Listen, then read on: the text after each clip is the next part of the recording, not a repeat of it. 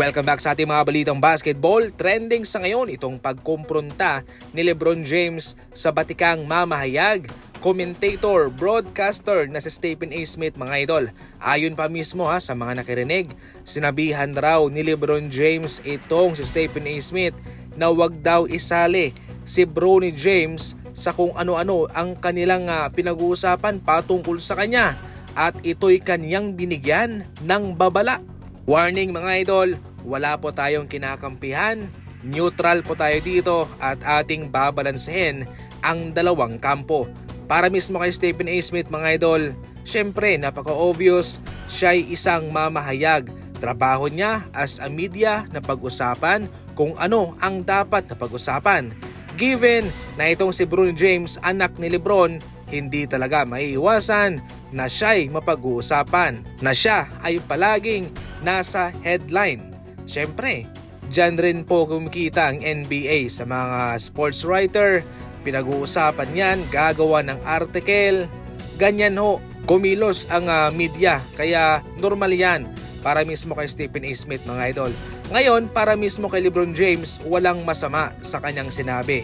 Yung kanyang sinabi mga idol ay sinabi niya bilang isang tatay, hindi bilang isang manlalaro. Siguro kung wala sa NBA si Bronny ay okay lang, pero nasa NBA po siya, kaya normal lang na siya ipag-usapan talaga. So totally mga idol, ang dapat na gawin dito ni LeBron James ay magbigay siya ng guidance, payo, advice sa kanyang anak na si Bronny James na wag na lang pakinggan ang mga media kung ano-ano ang mga pinag-uusapan patungkol sa kanyang buhay, especially sa buhay NBA. Kay Stephen A. Smith mga idol, once again, yan po ang kanyang trabaho. Binigyan siya ng 5-year deal worth 100 million ng ESPN para lang sa ganyan.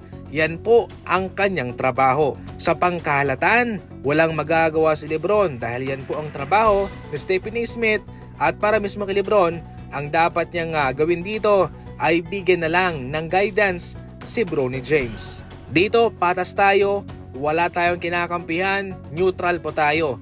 Ngayon kung nasaktan ka, syempre ikaw bias ka sa sarili mo. Eto na mga idol, ang salita na si Mark Cuban patungkol sa ginawang trade ng Dallas Mavericks kay Luka. Ayon pa mismo kay Mark Cuban, para sa kanya dapat mayroong 4 na first round picks pang nakuha ang Dallas para kay Luka. Si Anthony Davis, Max Christie at 4 first round pick. Okay po yun. Dahil kung sakaling hindi po magtatagal long term si Anthony Davis, syempre mayroon pang magagamit ng mga first round picks ang Dallas Mavericks.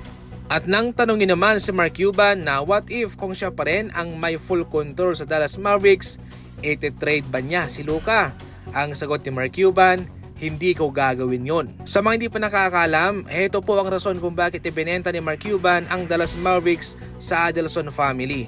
Nakikita kasi ni Mark Cuban na ang NBA ay mas tumataas yung interest sa mga casino at sa mga real estate, kung saan para sa kanya ay hindi po siya doon interesado.